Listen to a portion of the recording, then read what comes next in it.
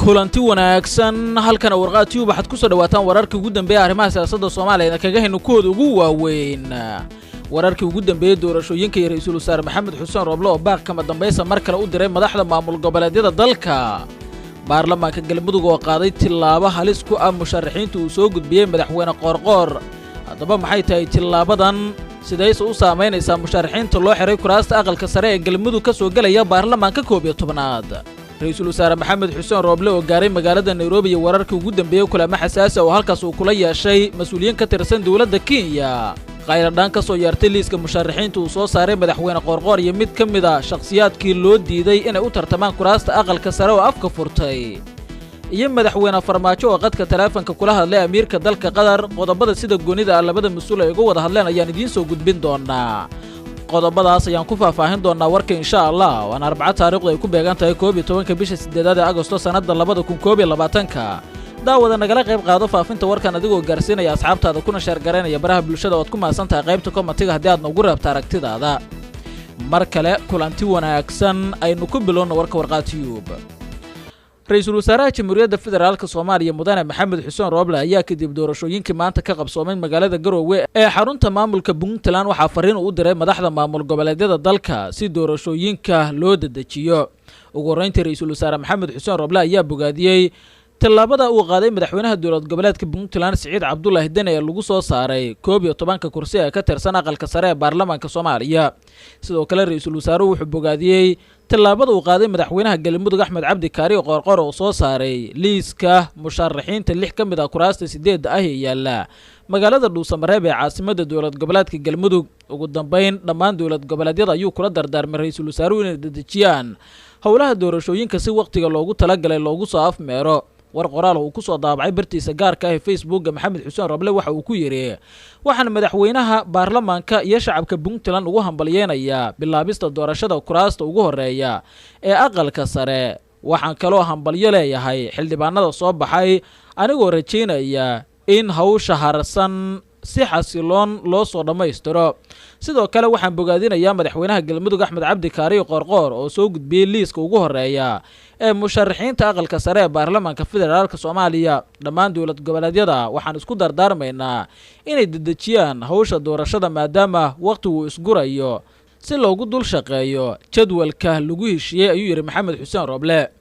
dhanka kale liiska musharaxiinta uu soo saaray madaxweynaha dowlad goboleedka galmudug Axmed Cabdi Kaari Qoorqoor oo la sheegay in shakhsiyaad gooni ah 6 kursi ee uu soo saaray musharaxiinta u tartamaya loo xiray waxa tilaabo ka hor imaan karta rabitaanka madaxweyne Qoorqoor qaaday baarlamaanka dowlad goboleedka galmudug guddiga qabashada doorashada aqalka sare ee baarlamaanka Soomaaliya ayaa soo saaray habraac doorashada aqalka sare ee baarlamaanka dowlad goboleedka galmudug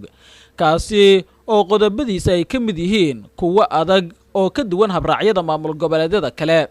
qodobka ugu culus habraacan ayaa ah inaan cod gacantaaga loogu codayn musharaxa loo tanaasulo balse uu ka raadsado xildhibaanada codka kalsoonida qodob arintani dhigayay ayaa u qornaa haddii musharaxa uu u tanaasulo musharax kale waxa qasab ah in musharaxa loo tanaasulay sanduuq cod qarsoodi ah loogu codeeyo oo haddii uu waayo 50 balaas hal oo ka dhigan 51 tirada guud ahaan ee baarlamaanka galmudug loo celiyo madaxweynaha mar kale si uu u soo magacaabo shakhsi kale oo u tartama kursigaasi go'aanka ka soo baxay guddiga doorashada galmudug ayaa ah mid looga hortagayo in musharax loo tanaasulo kadibna cod gacantaaga loogu codeeyo sida ka dhacday maamulka Puntland oo inta badan musharaxiintii tartamayay ee ka soo baxay maanta doorashada lagu qabtay magaalada Garowe cod gacantaaga baarlamaanka ugu codeeyaan kadib markii ay wada tanaasuleen xubnihii la tartamayay gudoomiyaha baarlamaanka galmudug Dr. Maxamed Nuur Gacal ayaa muddo badan u ololeynayay inaan kuraasta aqalka sare ee galmudug loo xirin shakhsiyaad gaar ah balse waxa muuqata in arintan looga adkaaday kadib markii madaxweyne Qoorqoor uu kuraasta u xiray shakhsiyaad isaga aad ugu dhow waxaana shuruucdan adag ay u muuqataa mid looga jawaabayo tilaabada uu qaaday madaxweynaha dowlad goboleedka galmudug doorashada 6 kursi oo ka mid ah kuraasta aqalka sare ee galmudug yaala ayaa la filayaa in barito lagu qabto magaalada Dhuusamareeb ee caasimadda dowlad goboleedka galmudug waxaana ku tartamaya 12 musharax iyadoo il gooni ah lagu hayo doorashadaasi ay sida adag u maamuli doonaan guddiga doorashooyinka maamulka galmudug ee iyagu bari doorashadaasi qaban doona qaybihii hore warka warqaadtiiba ay daawanaysaan ra-iisul wasaaraha jamhuuriyadda federaalka soomaaliya mudane maxamed xuseen rooble ayaa maanta wax uu gaaray magaalada nairobi ee caasimadda dalka kenya kadib kulamo uu kula yeeshay magaalo xeebeedka mombasa madaxweynaha dalka kenya uhuru kenyatta iyo mas-uuliyiin kale oo ka socda xukuumadda nairobi. ra-iisul wasaare maxamed xuseen rooble ayaa inta uu ku sugan yahay magaalada nairobi waxa uu booqasho ku tegi doonaa xarunta safaaradda dowladda federaalka soomaaliya ay ku leedahay magaaladaasi, isagoo la kulmaya safiir maxamuud axmed nuur tarsan oo ku shaqeeya safaaraddaasi. ra-iisul wasaare rooble wafdiga uu hogaaminayo ayaa shalay magaalada mombasa waxay uga wada hadleen arrimo ganacsiga ku aadan madaxweynaha dalka kenya uhuru kenyatta, waxaana sidoo kale kulamadaasi la isla soo hadal qaaday arrimo ku aadan wanaajinta xiriirka labada dowladood.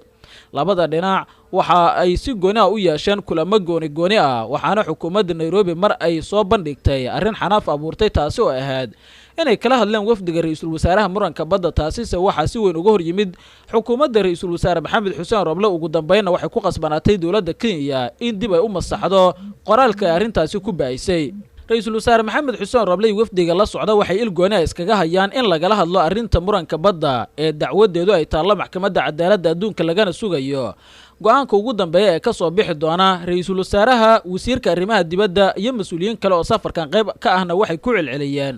inaysan jirin wax heshiisya oo ra-iisul wasaaruhu la soo geli doona dowladda kenya, arrinta muranka badduna ay kasii xag jirto.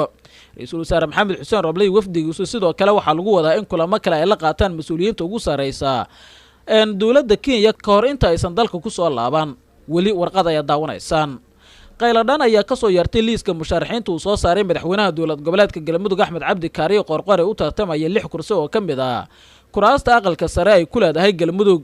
doctor sheekh yuusuf cali jayta oo ka mid ahaa musharaxiinta laga reebay liiska dadka u tartamaya xubnaha aqalka sare ee ka soo jeeda deegaanada galmudug ayaa ka hadlay go-aanka uu qaatay madaxweyne axmed cabdi kaariye. sheekh yuusuf ayaa sheegay inuu buuxiyey dhammaan shuruudihii looga baahnaa qofka musharaxa ah, waxaana uu xusay inaysan jirin sifo sharci ah oo looga hor istaagay inuu isku soo sharaxa xilkaasi. shiiqa ayaa shacabka soomaaliyeed u sheegay in go-aanka uu qaatay madaxweyne axmed cabdi kaariyo qoorqoor uu yahay mid ku tagrifal awoodeed ah iyo xadgudub ka dhan ah xuquuqda muwaadiniinta soomaaliyeed. sheekh yuusuf ayaa tilmaamay in madaxweynaha galmudug uu diidan yahay rabitaanka baarlamaanka, isagoo xusay inuu hubo in cod aqlabiyad leh lagu dooran lahaa haddii si xor iyo xalaal ah loo tartamo loona ogolaado inuu kursigan u tartamo. hadalkan ka soo yeeray xubin ka mid ah shakhsiyaadka sida weyn u doonayay inay ka soo dhex muuqdaan liiska musharaxiinta u tartamaya baarlamaanka aqalka sare xubnaha ka soo gelaya dowlad goboleedka galmudug waxay ku soo aadaysaa xilli madaxweyne qoorqoor uu shaaciyey